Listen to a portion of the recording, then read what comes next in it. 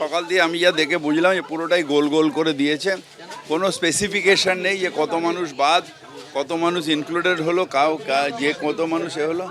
এখন আমি সকালে লিস্টটা দেখছিলাম, কিছু বুঝতে পারলাম না। তার মানে আবার বিভ্রান্ত করার চেষ্টা করছে নির্বাচন কমিশন। আমাদের তো একটাই জায়গা, কোর্টে গিয়ে এটা বলতে হবে লিস্টটা দেখিয়ে যে হোয়াট ইজ দিস। যদিও আমি ফাইনাল বলতে চাই না, আর একটু আমাকে লিস্টটা দেখে নিতে হবে, কিন্তু সকালে যা দেখলাম টিল 5 PM অ্যাডজুডিকেশন মানে কি? এর আগে ফর্ম 7 নিয়ে সোচ্চার হয়েছিলেন বিজেপি রাজ্য সভাপতি শ্রমিক ভট্টাচার্য। কি বলেছিলেন শুনুন। নির্বাচন কমিশনের বিষয় আমাদের অবস্থানে আমরা অনড়।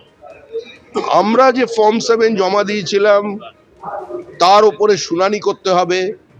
পুলিশ বেআইনি ভাবে যেটা তারা করতে পারে না, আমাদের কর্মীদের কাছ থেকে ফর্ম 7 কেড়ে নিয়েছিল। আমাদের ফর্ম 7 তৃণমূল কংগ্রেসের কর্মীরা জ্বালিয়ে দিয়েছিল, বিভিন্ন জায়গায় বিডিও অফিস ধ্বংস করেছিল, এমনকি বিএলওদের যে কাছে জমা দেওয়া এআরও আর ইআরওদের কাছে তারা যে ফর্ম 7 গুলো পেয়েছিল সেগুলো তারা রিসিভ করবার পরেও ঠিকঠাক সিস্টেমে আপলোড করেনি। এটাকে শেষ না করে নির্বাচন করা যাবে না। মাঝপথে বলবেন আমি এসআইআর শেষ আর এসআইআর বন্ধ, নির্বাচন হোক, এসব চলবে না। আসি পরের খবরে। কেন্দ্রীয় বাহিনীর জওয়ানকে নিজের কাজে ব্যবহারের অভিযোগ বাঁকুড়ার বিজেপি প্রার্থীর বিরুদ্ধে। বিজেপির নেতা কর্মীদের হাতে কেন্দ্রীয় বাহিনীর জওয়ানের গেরুয়া প্রতীক তুলে দেওয়ার ভাইরাল ছবি পোস্ট করে দাবি করেছে তৃণমূল কংগ্রেস। নীলাদ্রি শেখর দানার নির্দেশেই প্রতীক তুলে দিয়েছেন জওয়ান। অভিযোগ তৃণমূলের, সৈনিকরা পদ্মফুল তুলবে না তো কি তুলবে, পাল্টা নীলাদ্রি শেখর দানা।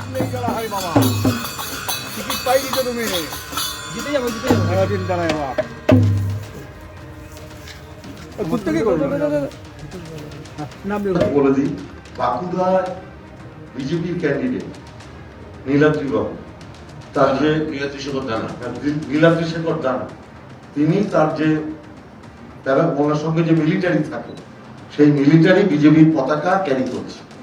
আপনি ভাবতে পারেন যে আমাদের কোন সরকারি পুলিশ সেটা ক্যারি করতে পারে?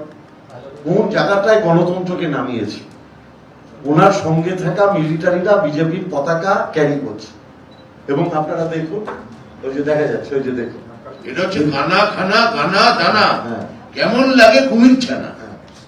এইটা হচ্ছে বিজেপি কিভাবে নির্লজ্জ ভাবে কুমির ছানা। এটা হচ্ছে কুমির ছানা দেখাচ্ছে যে উপেন্দ্র কিশোর, খানা খানা গানা দানা, কেমন লাগে কুমির ছানা। প্রত্যেকের হাতে থাকবে, সে আমার দেহরক্ষী তুলে নিক। যারা তুলে নেয়নি এই পদ্ম ফুল তারা হচ্ছে দেশ বিরোধী, তারা হচ্ছে ঈশ্বর বিরোধী।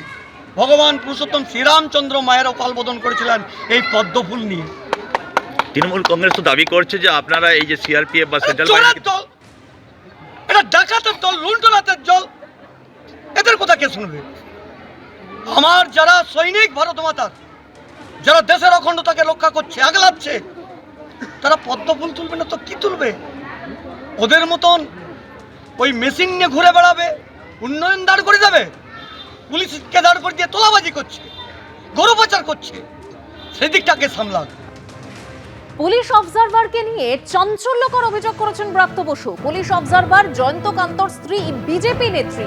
বিহারের জামুইয়ে প্রার্থী হতে পারেন জয়ন্ত কান্তর স্ত্রী। ছবি দেখিয়ে অভিযোগ করেছেন শিক্ষামন্ত্রী ব্রাত্য বসু। অবজারভারের অন্যতম, তার নাম জয়ন্ত কান্ত।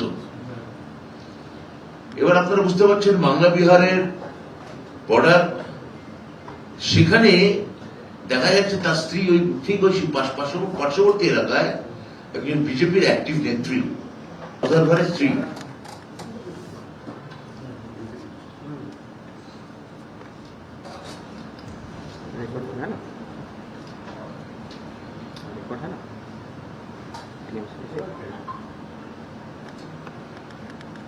শোনা যাচ্ছে এই আসন্ন যে জামুই সিট বিহারে, এই 29 লোকসভায় এই জামুই সিট থেকে নাকি এনার স্ত্রী, এই ভদ্রমহিলা, ইনি বিজেপির যিনি সম্রাট চৌধুরীর হাত থেকে এই বিজেপির পতাকা নিচ্ছেন, যিনি বর্তমানে এখন বিজেপির উপমুখ্যমন্ত্রী, এবং যাকে সামনে রেখে ভ্যানিশ কুমার আরেকজনকে ভ্যানিশ করে দিয়েছেন, যে নীতিশ কুমারকে। কুমার পদবী থাকলে কি ভ্যানিশ করবেন না এমন কোনো কথা নেই। অভিযোগ একজন অবজারভারের ওয়াইফকে বিহারে বিজেপি প্রার্থী করা হয়েছে, ছবি দিয়ে অভিযোগ করছে। গণতান্ত্রিক দেশ, নারীবাদীরা খেপে যাবে না ধরনের কথাবার্তা বললে। এবিপি আনন্দ, এগিয়ে থাকে, এগিয়ে রাখে।